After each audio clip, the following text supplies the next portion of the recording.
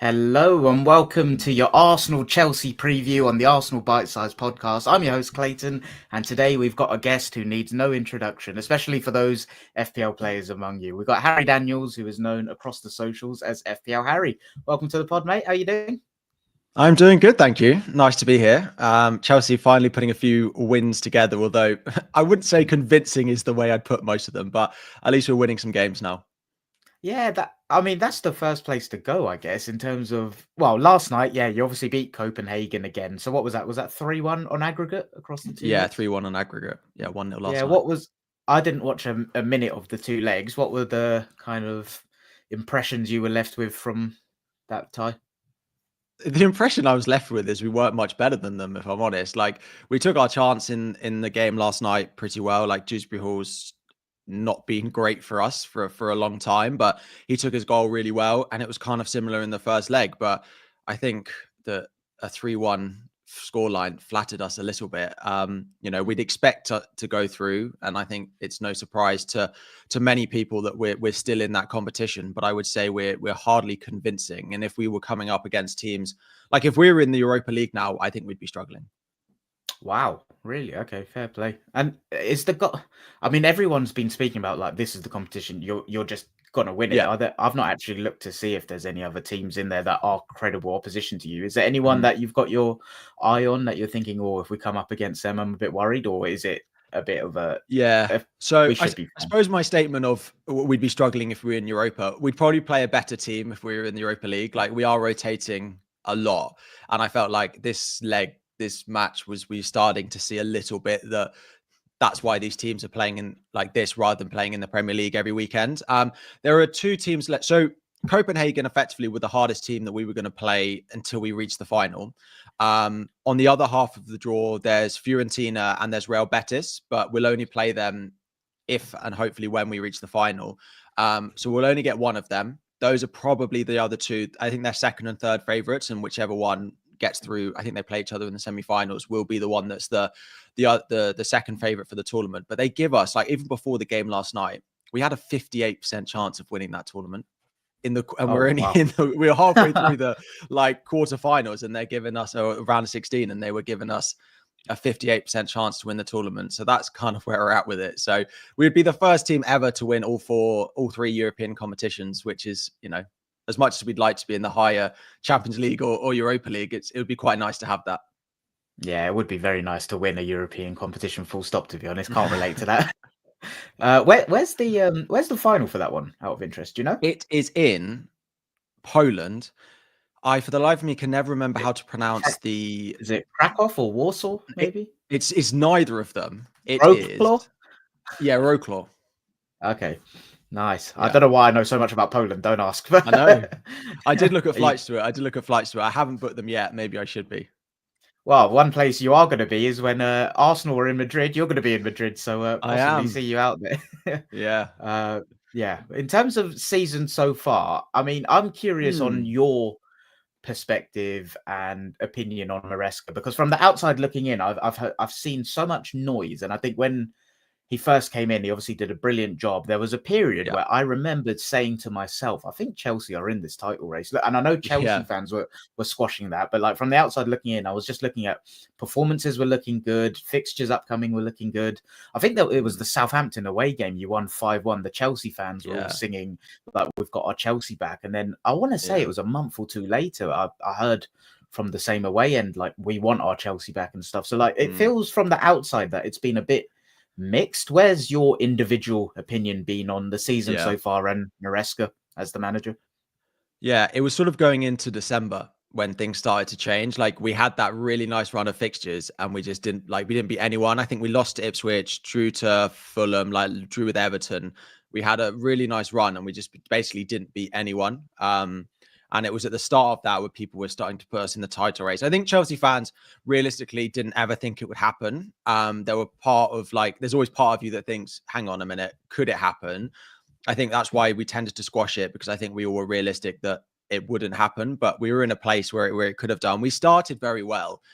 First, like 3-4 months, we were really good. We were scoring a lot of goals. Defensively, we've never been like that solid, and I think that's something that's continuing to be a slight issue for us. But we scored a lot of goals, and I think that's really what's dried up over the past like 2 months, is that we're not finishing as well as or creating as many chances as we did before. So if you'd have told me at the start of the season, it's one of those that if you'd have told me at the start of the season this is where we'd be, I'd be really happy with it. But when you see exactly how it's gone, you're left a little bit frustrated that it could have been even more. So Yeah. being where we are now compared to where we've been over the past couple of seasons, that's great. I think we have a really big last few months of the season, though, because if we finish in the top 5, which it looks like is all we're going to need now for Champions League, then that's great. And if it ends up slipping into the Europa, you start to end up being a little bit disappointed, I think.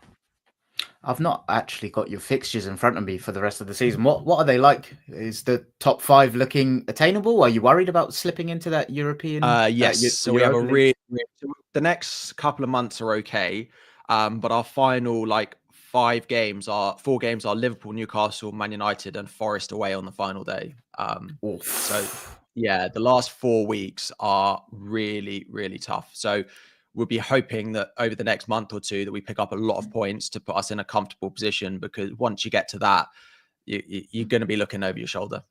Well, Sunday was a big game anyway, but looking at the table now, it's quite a swingy one. Like, if you win, that makes the gap from you to us 3 points. Whereas if we win, I think the gap, my maths is failing me early on this Friday morning, but yeah, the gap gets bigger than what it is. Yeah, it gets, yeah. Okay. So interesting. And yeah, on Maresca, I'm really curious on your opinion on him, because again, I've got, obviously, I'm not going to say uninformed opinions, but they're not as informed as you, who lives and breathes Chelsea, right? Like, from the outside looking in, I think he's a good manager, but I do get this vibe that it's funny. Like, when Arteta first took over, I used to get a lot of the old, he was just like, he used to put the cones out for Pep and this and that, and he's just the assistant manager. But I think when you watch the All or Nothing documentaries, it was clear Arteta was more of like a tactical contributor than just an assistant manager. And like, I'm not saying Maresca he was just an assistant manager, but I do get the vibe he is more of like a system replicator, as more than someone that's got his own principles. But I don't know, that might be uninformed. What do you think about him?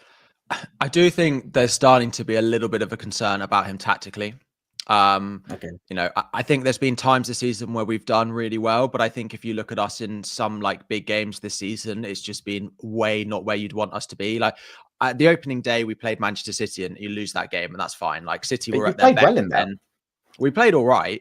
I think we didn't play as well as most people seem to think we played, but we lost that game, and that was what it is. We were then playing really well, and we played them again last month or in December, and we just looked way off it. Like, we didn't create any chances. This was when City were really fragile, and to go into that game where everyone thought we'd beat them and to get turned over, we scored early on, and then the rest of the game we were just backs to the wall.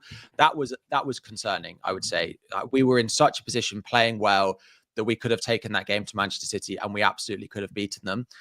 I worry he in a situation like that, he was scared that, again, like on the opening day, he was more worried about what it could be on the wrong end than trying to do something to go and win that game. Now, maybe he gave the players what they needed for that second City game to go and win it, but I think that's more of a concern that, in a game against Southampton, a game against Leicester, like anyone else, he can create enough chances in that and we can score 3 or 4. But in some of the games where it's really mattered, I think he's come up a bit short. Okay. And what would need to happen for you to either fall into the camp of like, I feel confident he's the man to take us forward for the next year, 2 years, or the other side of it where, no, I've seen enough now that I don't think he's the guy to take us to where we want to get to? I think the league is so tight, so it doesn't just need to be good performances against the sort of top 4, top 5. I want to be convincing where I'm going into games like even against the likes of Bournemouth, Fulham, Villa, like Brighton. Like we lost 2 games in a row to Brighton when they were horrible, and that's basically started their bounce back. And it's like we were in good form going into these games, and they were horrible. They just lost 7-0 to Forest, and then they go and beat us twice. It's like that shouldn't be happening. It just feels there's a lot of inconsistency, and I'm not going into games confident still. Interesting. Okay, well, and that turns attention nicely to Yeah. Sunday. What is your confidence level going into Sunday? Because, like, from our perspective, I mean, okay, not our perspective as the whole club. I can only speak for myself. I'm almost treating the Premier League as a completely different competition to Europe in terms of what I think we'll see, how we'll play. Like, I just think as soon as the Havertz injury was confirmed, I kind of wrote the Premier League season off. And I think, I don't know if you saw the game against Man United, performances like that Yeah. are what I think will be the norm in the Premier League, especially until Yeah. Saka comes back. But from the Chelsea perspective, where's your headspace at going into Sunday? Yeah. I mean, it's a shame because we're missing. So we're missing Jackson, we're missing Madueke, and we're still missing Lavia. All three are meant to be back after the international break. And as much as we can talk about whether Jackson's a Premier League quality striker, which a lot of Chelsea fans think he is. He's not been great recently. He makes us better as a team. And I think we've seen that over the past. Like, it's been fine because we've played Leicester and Southampton, but before that, we really struggled a little bit without having some of those players in the team. And Lavia, if you look at it, is so important to us. So He's brilliant, without yeah. them, yeah, I don't see us creating a lot of chances. Of course, there's a lot of talk at the moment about Cole Palmer's form and exactly how he's playing at the moment. He played 45 minutes last night, looked well up for it, but also he looks like a player who's trying to force it a lot at the moment. And it was in that Southampton game where we won 4-0.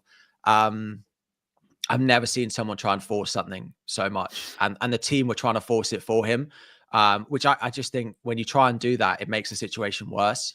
And I feel like he's at the point now where he's putting too much pressure on himself. Like, the fans are not putting that pressure on him. We just want him to play with as much freedom as he played all season. Like, he goes for a few games without scoring. No one in that stadium is caring because of how much he's done for us. We care more about Neto not scoring, Sancho not scoring, and Nkunku not doing anything than him. But I feel like he has put a lot of pressure on himself, and it is starting to show a little bit. Yeah, interesting. Did anything tactically change that contributed to this drought that he's going through? Or is it just it's just a dry spell? That's it. There's nothing more to read into it. It's a little bit of a dry spell. I do think Jackson being out has contributed quite significantly to it, as well as like Madueke being out. Not because Madueke massively boosts Palmer, but it just means that Sancho and Nkunku are in the team all the time, which for him and just as a team is not something we particularly want. Sancho, I don't mind. Nkunku is very lazy, to put it lightly. So not having the players around him, means teams are very big on just doubling up on him and just not giving him space. Because outside of that, like when you look at our team at the moment, there's no one who's really, maybe Neto, but he needs service himself. Like, there's no one really outside of Palmer now without the others there that's going to create a load of chances. So teams are finding it very, very easy just to stop him. So I think when a lot of his mates come back in game week 30 and we have Spurs at home, hopefully that all combines to have a nice result for him, and hopefully he gets back a little bit of form. So I think there's a few things going on there. Doesn't help when he missed the penalty at the weekend. I've never seen someone just look so unsettled. Like, he scored 13 in a row and he was so unsettled going into that penalty. As soon as he took it, the goalkeeper saved it. He didn't even stop, and he just like ran after the ball. It's like he knew he wasn't going to score it. He feels really low on it at the moment. And like after the Southampton game when we went 4-0 and he's on the pitch like distraught because of how he feels he's playing, not because we're picking up points, I think just highlights it at the moment.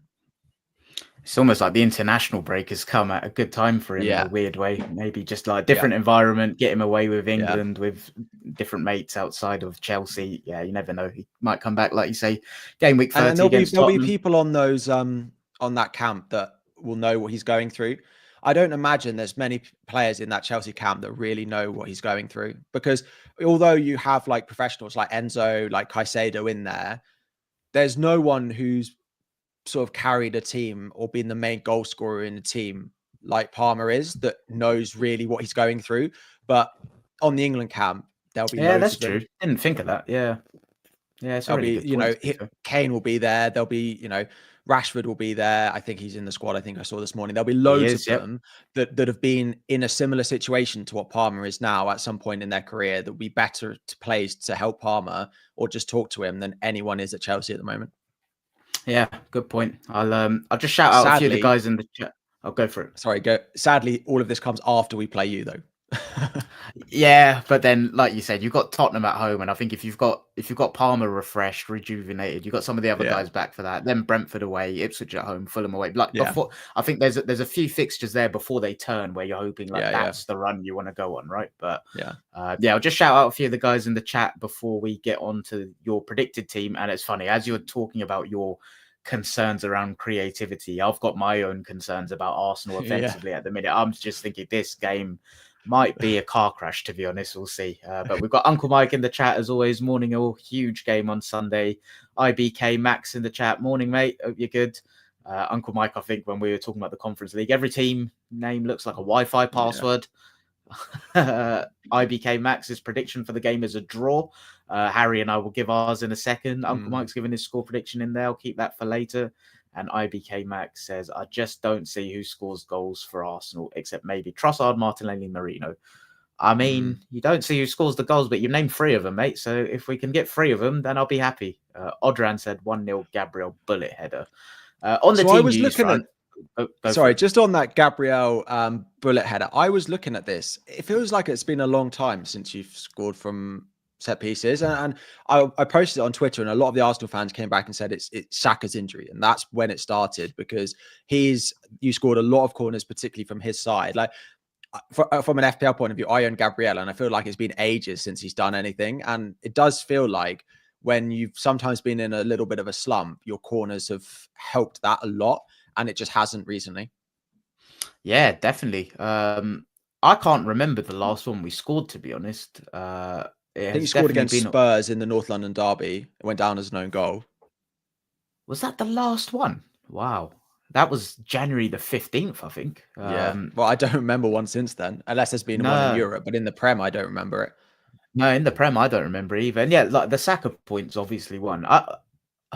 Yeah, there were a few games in there where I'm not going to lie, we didn't even look, because from the set pieces, I think there are some times where you look at them and it looks busy, it looks chaotic, and it looks threatening, even if it doesn't convert into a goal. But like, there's been a few games where it just hasn't. So I don't know if it's one of them where.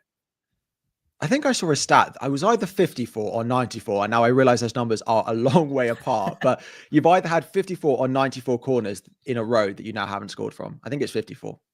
I mean, 94 would be fucking loads. I reckon it's 54. Yeah, but yeah. I mean, but that's one thing as well. Like, one of my things on the set pieces, well, like, I don't want that to be the only way we associate with scoring goals. I think it was a fantastic addition and innovation. Well, can't call it an innovation, but it was a fantastic way of thinking because of like the territory we dominate so much. We end up getting set pieces. So it's like, why wouldn't we try and convert that? But my thing is like, we need to do more from open play. And I think we're slightly handicapped with the players we've got available at the minute. But I never really wanted the set pieces to become the big talking point it did become. But that's the way it's gone, unfortunately. Yeah. But yeah, just looking at your lineup, obviously you did play last night, as we said, so there won't be any team news or press conference quotes that we've got access to right now. But on the graphic on screen, I've got the lineup that you played against Leicester, just because I think that was probably more aligned to your strongest 11 compared to what you put out last night. Was there anything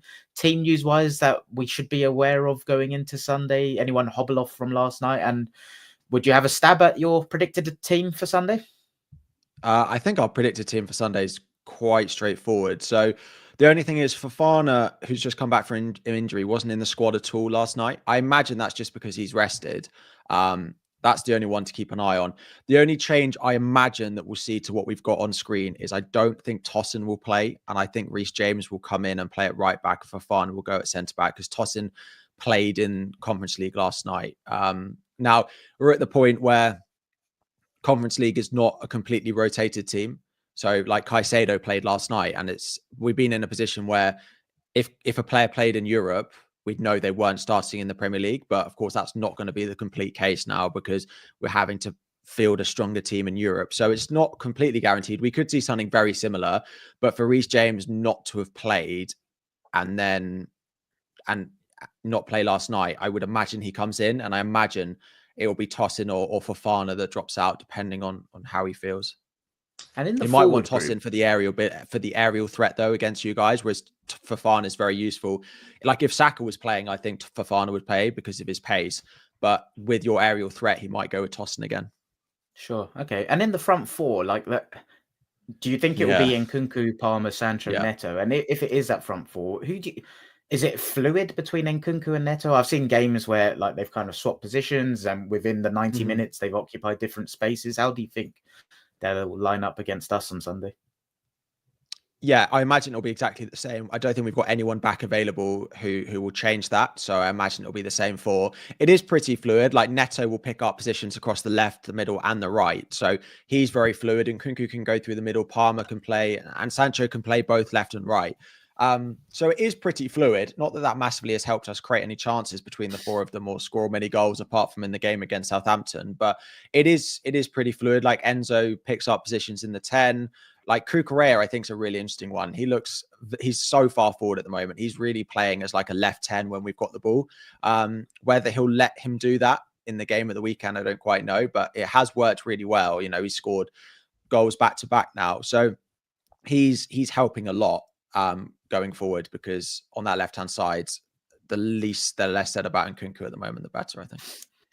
Yeah, what's gone on with him? Because I think when he signed, there was so much promise, and in the FPL world, we were all thinking, well, he came in at like a really cheap price. We were all over him. Like, what's happened with him? I know. It's one of those that I feel like. So I think the starting thing is he doesn't fit our system particularly, and he does a lot of. He's very similar to Havertz, I think, in that profile. That he's not a striker, he's not a 10, he's something in between, and we sort of bought him while we had Havertz, and Havertz played exactly the same role in Germany, basically, as Nkunku did. They're playing just behind a second striker, which you don't play in this country. Like no English team plays that. We don't play it. So suddenly we don't have a system that suits him. And we didn't have a system that suits Havertz as well. And we've now got the same problem. He now knows he's virtually never going to get any Premier League minutes. So he just looks like he just doesn't care. Like when he goes on the pitch, he's great. Like Southampton, he's like, oh yeah, I can score a goal. That's fine. But when it really matters, I doesn't have the motivation or the drive, it feels like, to be there. Sounds very James Maddison. Turns up when the sun is shining and adversity goes missing. Just a couple comments in the chat on Chelsea's front four. Uncle Mike saying he thinks that front four could quite easily get locked up by our defence. Absolutely. So does IBK Max, actually. They think they'll get out-muscled by the units at the back, so we'll see. Is there anything more from Chelsea team news-wise before we move on to Arsenal? No, not really, sadly. We're lacking a lot of depth at the moment. So if the game goes late into the game, I would imagine that I don't see us winning the game late, I'd say. Okay, I don't see us getting to the last 10 minutes and suddenly breaking you down and scoring a win. I'd be very surprised if we saw that. I mean, this chat is just teeing up the most boring draw ever. It'll be interesting to see your score prediction when we get there. I've on the screen, for those listening on audio, I've got the team that played against Man United, and we obviously, like Chelsea, rotated midweek when we played PSV as well. Team news is an interesting, sorry, not team news, predicted 11 is an interesting one from my side this week, because what you said there about like Cucurella on the left, he's so advanced, and you said like, will he be allowed to do that? And I've been weighing up in my head, Martinelli's back now.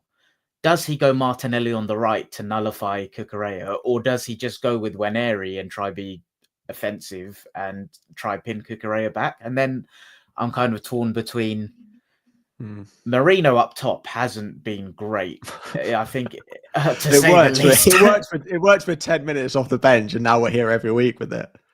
That was it, yeah. And it's same as we just don't have options, to be honest. But now Martinelli's back. I'm part wondering, will he go Trossard false nine, Martinelli on the left, Nwaneri on the right?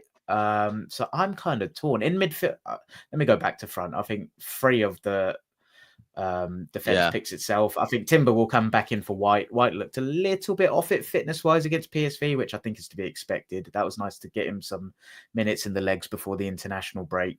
So yeah, I think Raya, Timber, Saliba, Gabriel picks itself. Left back, shout out to Miles Lewis-Skelly, by the way, in the England squad. First call up, well deserved. Just don't get a red card in front of the whole country. Just don't get sent off again. But at left back, I think it will be Calafiori or Miles Lewis-Skelly is weirdly dependent on if Marino's up top, because I think, and why I mean that is Calafiori is such a weird profile. Like, he's such a goal threat being a left back, And defensively, he worries me, to be honest. But it's almost that trade-off that you take and accept that risk. I With don't what think you do need to going particularly forward. worry about our wingers very much. So I would just play the one who's better going forward. Oh, okay, that's interesting because I don't know. My brain goes to if Calafiori's playing, then there will be space for whoever's on the right, be it Neto, Sancho, whoever drifts out there. But Yeah. then I'm wondering if he goes for the Lewis Skelly type profile where he goes for that control. And I think Lewis Skelly's a better defender than Calafiori. And like I said, I think it's kind of linked to whether Marino's up top, because if Marino is up top, I almost see him just keeping Calafiori on the bench as an option to come off if we need a goal rather than starting both of them. Yeah.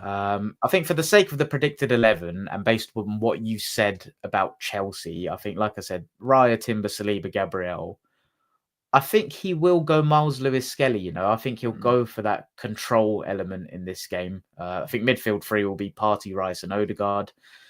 Front three. I'm interested to know here who you're going to leave out. Yeah, I think he's going to go. Martinelli loves playing against us. Marino actually played 90 minutes midweek. I think I'm going to narrative my way into this and say I think he's going to go for the Waneri, Trossard, Martinelli front three. I think, yes, that's what I think he's going to go with. And as a result, yeah, that's what I'll stick with. Lewis Skelly at left back, front three of Martinelli, Trossard, and Waneri. We'll see how that gets on. This takes us to the final and most important and fun section, which is probably going to be the most anticlimactic: score predictions. How do you see the game going? I mean, you've touched on Chelsea's perspective of worrying about creativity. I've shared my concerns about creativity, but I must say, if it is a Trossard false nine with Martinelli, Waneri, I'm more encouraged by that than I am if the team sheet drops and I'm seeing Marino, Martinelli, or Trossard and Waneri again. So, how are you feeling score-wise? What do you think it will be, and how do you see the game going? I mean, I'm sadly not very optimistic. I don't, and I'm not expecting the most exciting. We've had some great games between Chelsea and Arsenal in the past, and I don't think this is going to be one that's going to live long into the memory, particularly looking at the two lineups that both teams have available at the moment. I don't expect many goals. I don't think we're scoring enough at the moment. I don't see you, apart from in Champions League, scoring enough at the moment as well. My initial reaction was I think you'll win 1-0. Maybe I'd be a bit more optimistic and go for a 1-1 draw, but I do struggle to see how our attack breaks your defense down at the moment. Interesting. One thing I forgot to ask, actually. One thing I don't think we're as bad offensively as everyone makes out. I think we really struggle against low blocks, and I think that it takes two people to tango, right? Like if a team sets up in a low block, they also contribute to how a game pans out, and I think that's something we struggle with. Do you think there'll be situations in the game where you defend in that manner? No. I don't think we have the capability to do that either. We've got Cooper Air playing at left back who wants to be left wing. We don't have the personnel. And if Reece James comes in at right back, I don't think we have it in us. And our wingers are not good enough to help with that either. So I'd be surprised. That makes me more encouraged, because the one thing I don't doubt about this group, regardless of who's available, is when there's space, we're pretty good at exploiting it. Just their understanding of where the space is and the ability to move and manipulate space is very, very good. So if that's the case, I actually feel slightly more confident than I did prior to doing this pod, to be fair. And especially if it is the front three of Trossard, Martinelli, Waneri, where that's hopefully a bit more fluid and able to move people around and create space. So if that's the case, I'll go 2-1 to the Arsenal. I think we'll slightly edge it. To be honest, I'm going to change it. I think 2-0, especially based on what you said about the kind of front four and Palmer's form. I think we'll have enough to win this. Some of the score predictions that came in while we were chatting were Uncle Mike saying 2-1 to the Arsenal. I said about Odran predicting 1-0. Where was the other one? There was one other in there that I can't find. Apologies for that. But yeah, hopefully I'm right. Hopefully you're also right, because you said 1-0. Hopefully I'm wrong. Hopefully I'm wrong. But yeah, I don't have a load of confidence. Fair play. Are you going to the game? I'm not actually. Away from home, tickets are pretty hard to get hold of. But I don't tend to go away. Stay at home. Fair play. I'll be there, looking forward to it. And then the one I'm really looking forward to is obviously after the international break. I think we have Fulham, Everton, and then the Madrid tie, and I cannot wait for that. We'll do a pod on that next Who have week. you got in between Madrid, out of interest? I think it goes Everton away. Let me find it. I'm sure it was Everton away, Madrid, then Brentford. Brentford, yeah. Yeah, it is. It's Everton. So Madrid just a question for you. You said at the moment that you think it's a very different battle now in the league versus the Champions League. Do you expect and would you want rotation in that Brentford game if it gave you a better chance in Madrid? Definitely. The league title has been done, in my opinion, for a long time. And I'm not as arsed about finishing third as I think many Arsenal fans are. For me, everything is in the Champions League. Are we likely to beat Madrid? No. But is it impossible? Also, no. So I would just like to throw absolutely everything at that. And if if there's anyone that is on the verge of being on that red zone or fatigued, keep them out. I just think it's the absolute priority for me personally. All right, we'll leave it there. Final comment. IBK Max Maresca doesn't know how to do low block. He always wants to counter attack. I mean, low block and counter attack work hand in hand. So if he can, I think that's what he's saying. But I would say we don't tend to implement a low block particularly well. Like, we might like to play on the counter, but I'm not thinking our defense is solid enough to hold an Arsenal team out with a low block. And final question, actually, I'm intrigued in your opinion on this. Your goalkeeping position's been a bit of a talking point this season. What the question is, will Sanchez or Jorgensen play in goal? But my question is, do you have a preference for one of the two? I'm pretty sure Sanchez will play. Jorgensen played in Europe on Thursday, but I don't think he knows, because it was a while ago that Sanchez. So in the first half of the season, Sanchez played in the Prem and Jorgensen played in Europe, and then it got to the point where Sanchez was being really bad that he decided to start playing Jorgensen in the league, and he played Sanchez in Europe. But then over the past week, he's then swapped it back again, where Sanchez played in the league last weekend and now Jorgensen played in Europe. Whether that's because he thinks that the European game was more important, so he played Jorgensen and played Sanchez against Leicester, and that means that Jorgensen will play again because he's first choice and this game at the weekend is important, or he's just swapped it back to how it was before. Neither are great. Neither are particularly good enough. I'd rather it be Jorgensen because I think his ceiling and his potential in the future is better. So I'd rather invest in that. But Sanchez is probably a better shot stopper than Jorgensen. Fair play. I mean, that's definitely an area you'll probably invest in the summer, right?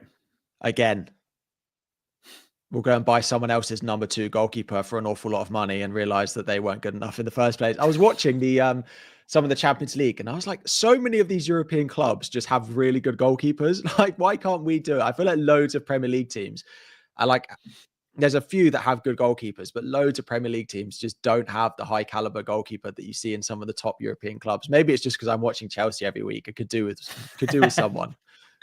Fair play. Harry, lovely. Thanks for that. That was a really nice pod. Looking forward to the game on Sunday. Are you streaming today? Where can people tomorrow morning for you? Cool. Usual FPL stream. Yes. Thank you. Nice one. Go check out Harry's streams, especially for the FPL nerds amongst all of us. But all the best for Sunday. All the best for the rest of the season. Cheers for jumping on. We'll be back next week to obviously review the Chelsea game, and we'll do a little bit more talking about Berta, the new sporting director, and reaction to Real Madrid. Looking forward to that one. Nice one. Cheers, Harry. Cheers, everyone. Up the Arsenal.